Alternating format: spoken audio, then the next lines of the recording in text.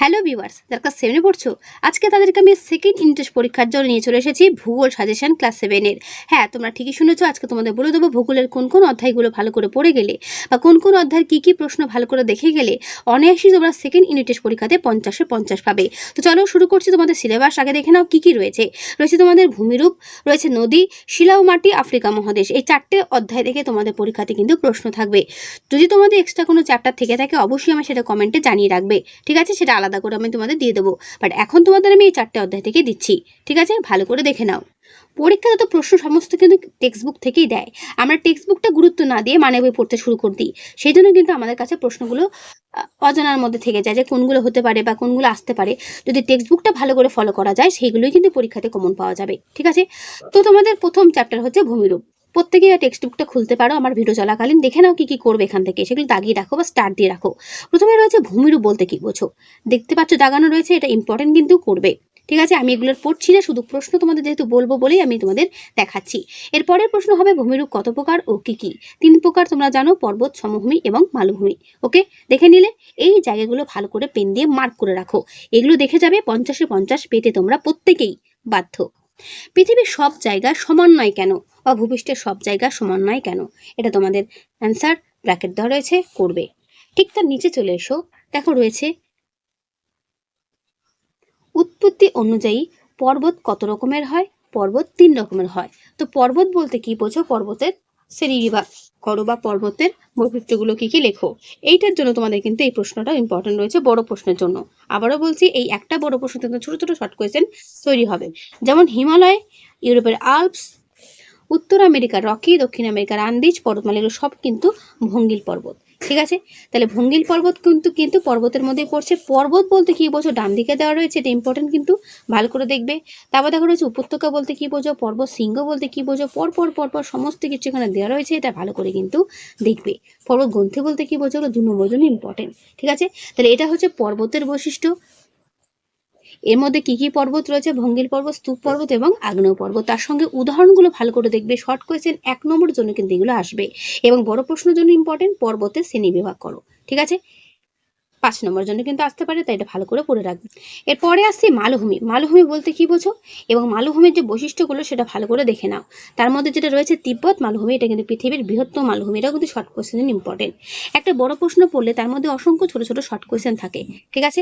ব্যবচ্ছন্ন মালভূমি বলতে কি বোঝো, উদাহরণ সহ করবে। মালভূমিকে টেবিল ল্যান্ড বলে কেন, এটাও পরীক্ষাতে আসে, দেখে রাখবে। দেখো, আমি যে সমস্ত প্রশ্নগুলো বলছি তোমাদের টেক্সট বুক থেকেই কিন্তু বলছি, তাহলে বুঝতেই পারছো টেক্সট বুক থেকে কত প্রশ্ন থাকে যেগুলো আমরা পড়ি না বা স্কিপ করি। এগুলো ভালো করে পড়লে পরীক্ষাতে কিন্তু এর মধ্যেই কমন পাওয়া যায়। কারণ আমরা জানি এক্সামিনারে যত প্রশ্ন করবো না কেন আমাদের সিলেবাসের মধ্যে থেকেই করে, তাহলে সিলেবাসে যা আছে সেগুলো পড়ে গেলেই তো হয়, কি তাই তো? এরপর দেখো, তো পামির মালভূমিকে পৃথিবীর ছাদ বলা হয়, এটা একটা প্রশ্ন, কিন্তু কেন বলা হয় সেটাও কিন্তু তোমাদের পড়তে হবে, ঠিক আছে? Short question important. আচ্ছা, পর্বত গেল, মানে মালভূমি গেল, এরপর আসছি সমভূমি। সমভূমি বলতে কি বোঝো, সমভূমির বৈশিষ্ট্যগুলো কি কি করবে। ভেরি ভেরি ইম্পর্টেন্ট প্রশ্ন। আচ্ছা, তার মধ্যে দেখো রয়েছে লাভা সমভূমি, লোয়েস সমভূমি, ঠিক আছে? দেখে রাখবে। তাহলে 3টে বড় প্রশ্ন আমরা এখানে পেলাম। পর্বত, মালভূমি, সমভূমি বলতে কি বোঝো, এদের শ্রেণীবিভাগ করো। ওকে, বুঝতে পারলে? এগুলো কিন্তু বড় প্রশ্ন। এরপর যেটা বড় প্রশ্ন এখান থেকে আসবে সেটা হচ্ছে আমাদের জীবনে ভূমিরূপের প্রভাব কি। এই যে 3 রকমের আমরা ভূমিরূপ জানলাম, পর্বত, মালভূমি, সমভূমি। তো এই 3 রকমের মালভূমি, পর্বত, সমভূমির যে কি বৈশিষ্ট্য বা কি ভূমিকা আমাদের জীবনে রয়েছে সেটা পরপর কিন্তু দেওয়া রয়েছে। প্রথমে রয়েছে পর্বতের অবদান, তারপরে রয়েছে মালভূমির অবদান, তার ঠিক নিচে রয়েছে সমভূমির অবদান। এটাও কিন্তু আমাদের বড় প্রশ্নের জন্য ইম্পর্টেন্ট, ভালো করে কিন্তু পড়বে।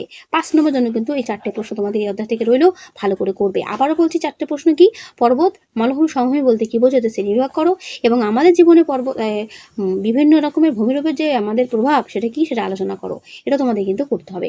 তার জন্য তোমাদের দাগানো যে কোনো 4টে-5টা পয়েন্ট করে তোমরা 3টে বৈশিষ্ট্য থেকে পড়ে নেবে, তাহলেই হবে। আশা করি প্রত্যেকে আমি বোঝাতে পারলাম।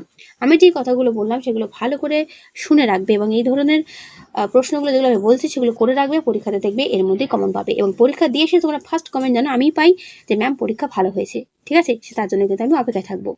তো এরপর চলে আসছে নদী চ্যাপ্টার। নদী চ্যাপ্টার থেকে কি প্রশ্ন করবে, এটা নিয়ে অনেকের প্রশ্ন যে নদী থেকে কি কি করব। চলো দেখা যাক কি কি করা হবে। নদীর উৎস বলতে কি বোঝো, গঙ্গা নদীর উৎস কোথায়, মোহনা বলতে কি বোঝো। এগুলো কিন্তু তোমাদের শর্ট কোয়েশ্চেন, ইম্পর্টেন্ট প্রশ্ন, দেখে নাও, ঠিক আছে? নদীর উৎস কি, নদীর মোহনা কি, গঙ্গা নদীর উৎস কি, গঙ্গা নদীর মোহনা কি। তার ঠিক পরের পাতে চলে আসো ধারণ অববাহিকা বলতে কি বোঝো, জল বিভাজিকা বলতে কি বোঝো, করবে। Very very important. ওকে, তারপরে পাতে চলে এসো নদীর উপনদী বলতে কি বোঝো। উপনদী কি, কয়েকটি উদাহরণ। গঙ্গার উপনদীগুলো কোনগুলো, শাখা নদী কি। পিকলুর ডায়েরি নিচে ঠিক চলে এসো, দেখো রয়েছে নদী উপত্যকা বলতে কি বোঝো। দোয়াব কি, নদী অববাহিকা বলতে কি বোঝো। আন্তর্জাতিক নদী এবং অন্তর্বাহী নদী কি, এদের উদাহরণ। এগুলো ভালো করে পড়বে, এগুলো সব হাইলাইট করা আছে। এর আগেও তোমাদের আমি চ্যাপ্টার ভিত্তিক পড়ানোর সময় এগুলো বলেছিলাম, তো এগুলো ভালো করে পড়বে, এর মধ্যে কমন পাবে। দাগানোগুলো বা যেগুলো আমি প্রশ্নগুলো বলছি এগুলো পারলে যদি পারো খাতায় নোট ডাউন করে রেখো, তাহলে তোমাদের পরীক্ষার আগে পড়তে তোমাদের সুবিধা হবে। ঠিক আছে, তাহলে কি কি প্রশ্ন এখানে করবে বুঝতে পারলে। নেক্সট, এরপর যেটা তোমাদের আসবে পার্থক্য হিসেবে আসতে পারে বা কাকে বলে সংজ্ঞা হিসেবেও আসতে পারে। কি না, নিত্যবহ নদী অনিত্যবহ নদীর মধ্যে পার্থক্য, বা নিত্যবহ নদী বলতে কি বোঝো, উদাহরণ। অনিত্যবহ নদী বলতে কি, উদাহরণ। অর্থাৎ নিত্যবহ মানে বুঝতেই পারছো যে নদী সারা বছর জল থাকে, আর অনিত্যবহ যে নদীতে সারা বছর জল থাকে না। ঠিক আছে, এইটাই হচ্ছে নিত্যবহ নদীর প্রধান কারণ বা বলতে কি বোঝায়। তো এটা ভালো করে পড়বে, এটা ইম্পর্টেন্ট কিন্তু। এরপরে যেটা আসবো সেটা হচ্ছে নদীর কাজ কি। নদীর তিনটে কাজ করে, সঞ্চয় কাজ, বহন কাজ এবং ক্ষয় কাজ। তো এই নদীর কাজটা তোমাদের কিন্তু পরীক্ষার জন্য ইম্পর্টেন্ট, বড় প্রশ্নের জন্য এটা ভালো করে পড়ে রাখবে। ওকে, বুঝতে পারলে। দেখে নিলে নদীর কাজ কি, ভেরি ভেরি ইম্পর্টেন্ট কিন্তু। এরপর আছে নদীর যে গতি প্রবাহ, তার মধ্যে তিনটে দেখা যায়, উচ্চ প্রবাহ, মধ্য প্রবাহ এবং নিম্ন প্রবাহ। তো উচ্চ প্রবাহ বা নদীর উচ্চ গতিতে কি কি হয় সেটা তোমাদের বৈশিষ্ট্য আকারে পড়তে হবে।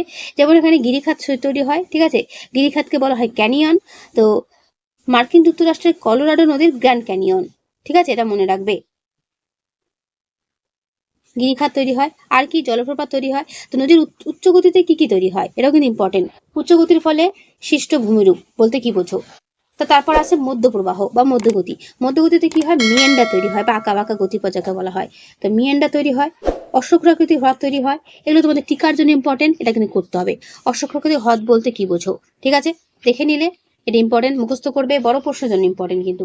তাহলে মধ্যগতিতে হয় অ্যাকচুয়ালি সঞ্চয় কাজ এবং বহন কাজ। তো সেখানে কি কি তৈরি হয়, মিয়েন্ডার এবং অশ্বক্ষাকৃতির হ্রদ।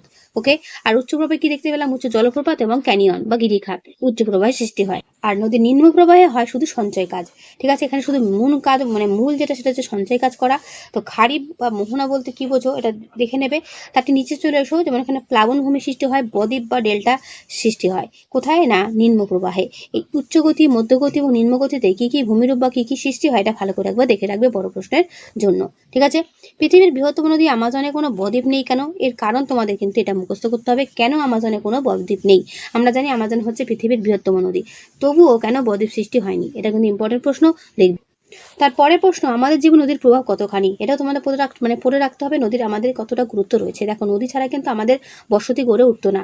আমরা যে সমস্ত অঞ্চলে বসবাস করি প্রত্যেকটা কিন্তু নদী কেন্দ্রিক, তাই বুঝতেই পারছো নদীর প্রভাব কতখানি। তাই এটা কিন্তু বড় প্রশ্নের জন্য ইম্পর্টেন্ট, পড়ে রাখবে। এর পরের অধ্যায় শিলা ও মাটি, ভেরি ভেরি ইম্পর্টেন্ট চ্যাপ্টার। শিলা ও মাটিতে কি কি প্রশ্ন করবে দেখে নাও। প্রথমে রয়েছে শিলা কি, ইম্পর্টেন্ট প্রশ্ন, দেখবে। তারপর রয়েছে বিভিন্ন ধরনের শিলা, তার মধ্যে কি কি শিলা রয়েছে, আগ্নেয়শিলা বলতে কি বোঝো, পাললিক শিলা বলতে কি বোঝো, এবং রয়েছে রূপান্তরিত শিলা বলতে কি বোঝো। এগুলো প্রত্যেকটা কিন্তু ইম্পর্টেন্ট প্রশ্ন, এগুলো প্রত্যেকটা ভালো করে দেখবে। ঠিক আছে, বুঝতে পারছো। তাহলে আগ্নেয়শিলা, পাললিক শিলা, রূপান্তরিত শিলা বলতে কি বোঝো, এটা তোমাদের কিন্তু প্রত্যেকটা ভালো করে পড়তে হবে। ওকে, তারপরে চলে এসো শিলা থেকে মাটি কিভাবে সৃষ্টি হচ্ছে। ঠিক আছে, মাটির সৃষ্টির নিয়ন্ত্রকগুলো কি কি, এইগুলো পয়েন্ট করে করে মনে রাখার চেষ্টা করবে। যেমন মাটির সৃষ্টির নিয়ন্ত্রক কি কি রয়েছে, দেখো, শিলা, জলবায়ু, ভূপ্রকৃতি, জীবজগৎ, এগুলো সমস্ত কিন্তু মাটির সৃষ্টি করতে হেল্প করছে, অর্থাৎ নিয়ন্ত্রক হিসেবে কাজ করছে। এগুলো তোমাদের কিন্তু বড় প্রশ্নের জন্য ইম্পর্টেন্ট, 3 নম্বরের জন্য ইম্পর্টেন্ট, করবে এগুলো। এর পরের চ্যাপ্টার আফ্রিকা মহাদেশ, ভেরি ভেরি ইম্পর্টেন্ট চ্যাপ্টার কিন্তু। ঠিক আছে, তোমরা জানো আফ্রিকা মহাদেশকে অন্ধকারাচ্ছন্ন মহাদেশ বলে।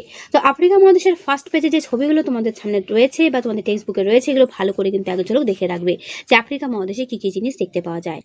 তো দেখো, আফ্রিকা মহাদেশের পরের পাতাতে কি রয়েছে, আয়তনে জনসংখ্যা পৃথিবীর দ্বিতীয় বৃহত্তম মহাদেশ কিন্তু এই আফ্রিকা। তাহলে আয়তনে জনসংখ্যা পৃথিবীর দ্বিতীয় বৃহত্তম মহাদেশ কোনটি, এটাও পরীক্ষাতে আসবে। তারপরে দেখো রয়েছে এর মহাদেশ উপরে কোন কোন রেখা গেছে, নিরক্ষরেখা, কর্কটক্রান্তি রেখা, মকরক্রান্তি রেখা এবং মূল মধ্য রেখা। 4টি রেখাই কিন্তু আফ্রিকার উপর দিয়ে বিস্তৃত হয়েছে, এটা কিন্তু ইম্পর্টেন্ট প্রশ্ন।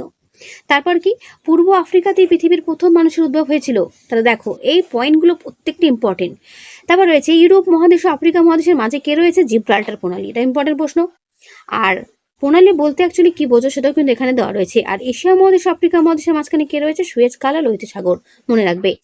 আফ্রিকা মহাদেশকে অন্ধকারাচ্ছন্ন মহাদেশ বলে কেন, এটা মনে করো এসেই গেছে, মনে করো এটা এসেই গেছে, এটা মুখস্থ করে ফেলবে। কেন আফ্রিকা মহাদেশকে অন্ধকারাচ্ছন্ন মহাদেশ বা অন্ধকারাচ্ছন্ন মহাদেশ বলা হয়। ঠিক আছে, ইম্পর্টেন্ট প্রশ্ন করবে। তাই এইটুকু জায়গার মধ্যে দেখলে কতগুলো প্রশ্ন আমরা পেয়ে গেলাম, যেগুলো তোমাদের সামনে আমি তুলে ধরলাম। প্রত্যেকে আমি বলছি এগুলো ভালো করে পড়া তৈরি করে ফেলো, প্রত্যেকেই 50-50 পাবেই, কেউ আটকাতে পারবে না। বুঝতে পারছো? আমি তোমাদের কোশ্চেন আনসার পড়াগুলো সবই দেখিয়ে দিচ্ছি। যদি তোমরা না পড়ো তাহলে কি করে নাম্বার পাবে? ঠিক আছে, পড়লে নাম্বার আসবেই, এটা বাস্তব। তারপর পরের পাতা দেখো রয়েছে আটলাস পর্বতমালার সবচেয়ে উঁচু শৃঙ্গ, তার নামই হচ্ছে কিন্তু মাউন্ট তৌবকল, এটা মনে রাখবে। ঠিক আছে, তো আফ্রিকা মহাদেশের ভূপ্রকৃতি যদি তোমাদের পরীক্ষাতে 5 নম্বরের জন্য আসে, তোমাদের কিন্তু এগুলো সমস্ত কিছু বর্ণনা করতে হবে। যে এখানে সাহারা মরুভূমি দেখতে পাওয়া যায়, নীলনদ রয়েছে, আর রয়েছে বৃহৎ গ্রস্ত উপত্যকা। ঠিক আছে, এগুলো তোমাদের কিন্তু ব্যাখ্যা করে বলতে হবে 5 নম্বরের জন্য। গল্পের মতো করে পড়ে জাস্ট গল্পের মতো করে এগুলো তোমাদের লিখে দিতে হবে। তার মধ্যে তোমাদের ইম্পর্টেন্ট 1 নম্বরের জন্য প্রশ্ন, মাউন্ট কিলিমাঞ্জারো হচ্ছে আফ্রিকা মহাদেশের সর্বোচ্চ শৃঙ্গ, যার উচ্চতাটা মনে রাখবে 5895 মিটার। নিরক্ষরেখার কাছাকাছি অবস্থিত হলেও উচ্চতা অনেক বেশি হওয়ায় সারা বছর এই চূড়ায় বরফ জমে থাকে। ঠিক আছে, আর কি রয়েছে, উচ্চ মালভূমিতে যে চীনাঞ্চল রয়েছে তার নাম হচ্ছে ভেল্ড, তাহলে ভেল্ডও কিন্তু আফ্রিকা মহাদেশে দেখতে পাওয়া যায়। ঠিক আছে, তোমাদের কিন্তু এবার ম্যাপ পয়েন্টিং থাকতে পারে। ঠিক আছে, কারণ যেহেতু আফ্রিকা মহাদেশ রয়েছে, মহাদেশ তোমাদের চ্যাপ্টার রয়েছে বলেই তোমাদের কিন্তু ম্যাপ পয়েন্টিং দিতে পারে। আফ্রিকা মহাদেশের ম্যাপ এরকম একটা লুজ কিনে নিয়ে এসে, ব্ল্যাঙ্ক আফ্রিকা মহাদেশের ম্যাপ কিনে নিয়ে এসে এই যে নামগুলো দেখতে পাচ্ছ এগুলো তোমাদের চিহ্নিতকরণ করতে হবে, যে কোথায় ম্যাপের কোথায় কোথায় নামগুলো রয়েছে। এগুলো তোমাদের কিন্তু ইম্পর্টেন্ট রয়েছে, একবার কিন্তু এগুলো করে যাবে। এবার বলো এগুলো কোথায় কোথায় আছে কি করে জানবে? তার জন্য তোমাদের আফ্রিকা মহাদেশের ম্যাপ তোমাদের ফলো করতে হবে, যে কোথায় কি রয়েছে। রাজনৈতিক ম্যাপ এবং এটা রয়েছে প্রাকৃতিক ম্যাপ, ওকে, বা ভূপ্রকৃতি, এটা ভালো করে দেখে রাখবে। তারপর তোমাদের নদ নদী থেকেও দিতে পারে, তাই কোন নদী কোথা দিয়ে বয়ে গেছে সেই জায়গাটাও ভালো করে দেখে রাখবে ম্যাপ পয়েন্টিং এর জন্য। আচ্ছা, এরপর আসি নদ নদী। আফ্রিকা মহাদেশের নদ নদীর বৈশিষ্ট্য বা নদ নদী আলোচনা করো। 5 নম্বরের জন্য বড় প্রশ্ন ইম্পর্টেন্ট আসবে, আফ্রিকা মহাদেশের নদ নদীর মানে বর্ণনা বা কি নদ নদী রয়েছে তাদের বৈশিষ্ট্যগুলো আলোচনা করো। তো দেখো এখানে বিভিন্ন নদী যাদের দৈর্ঘ্য দেওয়া রয়েছে, তার মধ্যে নীলনদ ভালো করে মুখস্থ করে রাখবে 6650 কিলোমিটার। তো নীলনদের বৈশিষ্ট্য এখানে খুব সুন্দর করে দেওয়া রয়েছে। নীলনদের বৈশিষ্ট্য কি রয়েছে এটা পড়বে। তারপর রয়েছে দেখো দ্বিতীয় কঙ্গো নদী, যেটা হচ্ছে আফ্রিকার দ্বিতীয় দীর্ঘতম নদী, আর নীলনদ হচ্ছে আফ্রিকার বৃহত্তম মানে দীর্ঘতম নদী আফ্রিকা মহাদেশে। তারপরে হচ্ছে নাইজার নদী, জাম্বেজি নদী, অরেঞ্জ নদী। 3টে 4টে যে 5টা নদী আমাদের সামনে মানে তোমাদের সামনে যে আমি তুলে ধরলাম, এগুলো ভালো করে কিন্তু তোমাদের কিন্তু পড়তে হবে। ঠিক আছে, নদ নদীর বর্ণনা পরীক্ষাতে কিন্তু 5 নম্বর জন্য ইম্পর্টেন্ট প্রশ্ন আসবে। আফ্রিকার জলবায়ুটা একবার রিডিং করে নেবে, এটা এতটা ইম্পর্টেন্ট না, কিন্তু জলবায়ুর পাশাপাশি তোমাদের স্বাভাবিক উদ্ভিদের বর্ণনা কিন্তু তোমাদের পরীক্ষাতে আসতে পারে। তাই আফ্রিকার স্বাভাবিক উদ্ভিদ কি কি রয়েছে সেটা তোমাদের কিন্তু পড়তে হবে। ঠিক আছে, যেরকম নিরক্ষীয় চিরসবুজ গাছের অরণ্য, সাবান্ন অরণ্য কিরকম হয়, কিরকম বৃষ্টিতে হয়, এখানে কেমন গাছপালা জন্মায়, এগুলো সব তোমাদের লিখতে হবে বড় প্রশ্নের জন্য। ভূমধ্যসাগরে উদ্ভিদ হয়, উষ্ণমরু উদ্ভিদ হয়, নাতিশীতোষ্ণ তৃণভূমি বা ভেল্ড হয়। ঠিক আছে, এগুলো তোমাদের কিন্তু দেখতে হবে। মৌসুমী পর্ণমোচী গাছের অরণ্য দেখতে পাওয়া যায়, উপকূল পূর্ব উপকূলে উষ্ণ নাতিশীতোষ্ণ বা চীন দেশীয় উদ্ভিদ দেখতে পাওয়া যায়। তো এগুলো হচ্ছে সব স্বাভাবিক উদ্ভিদ। তাহলে আফ্রিকা মহাদেশের থেকে বড় প্রশ্ন কি কি করছো, কি কি বললাম এই পর্যন্ত? আফ্রিকা মহাদেশের ভূপ্রকৃতি, আফ্রিকা মহাদেশের নদ নদী এবং আফ্রিকা মহাদেশের স্বাভাবিক উদ্ভিদ, এগুলো সব কিন্তু বড় প্রশ্নের জন্য ইম্পর্টেন্ট। তার ঠিক পরে বড় প্রশ্নটা রয়েছে, মিশরকে কেন নীল নদের দান বলা হয়? ভেরি ভেরি ইম্পর্টেন্ট প্রশ্ন, দেখে নাও ভালো করে, মিশরকে কেন নীল নদের দান বলা হয়, করবে। তারপর দেখো রয়েছে হোয়াইট নীল ও ব্লু নীলের উৎস কি, এটা ভালো করে দেখবে। ঠিক আছে, এটাও পরীক্ষাতে দেয়, যে চার্টের আকারে চারটা করা রয়েছে, এটা ভালো করে দেখবে। ঠিক আছে, নীল নদের অববাহিকায় উৎপাদিত ফসলগুলো কি কি, তার বৈশিষ্ট্যগুলো লেখো। ঠিক আছে, ইজিপশিয়ান কটন কি, করবে। তার ঠিক নিচে চলে এসো, যে ইম্পর্টেন্ট প্রশ্ন, বহুমুখী নদী পরিকল্পনা বলতে কি বোঝো? এটা কিন্তু ভেরি ভেরি ইম্পর্টেন্ট প্রশ্ন, করবে। এবং পৃথিবীর বৃহত্তম বাঁধ তার নাম কি? উচ্চ আসওয়ান বাঁধ, এটা কিন্তু মিশরেই রয়েছে। তারপরে যেগুলো রয়েছে এগুলো সমস্ত কিছু কিন্তু তোমাদের কিন্তু একবার করে পড়তে হবে 1 নম্বরের জন্য। এরপর রয়েছে পৃথিবীর বৃহত্তম উষ্ণ মরুভূমি, তার নাম হচ্ছে সাহারা। তো সাহারা মরুভূমির বৈশিষ্ট্য, সাহারা মরুভূমির ভূমিরূপটা পড়বে। কি কি ভূমিরূপ রয়েছে তার মধ্যে রয়েছে আর্ক, হামাদা, ওয়াদি, রেগ। এই 4টে ভূমিরূপ তোমাদের কিন্তু মুখস্থ করে ফেলতে হবে, কি বৈশিষ্ট্য রয়েছে।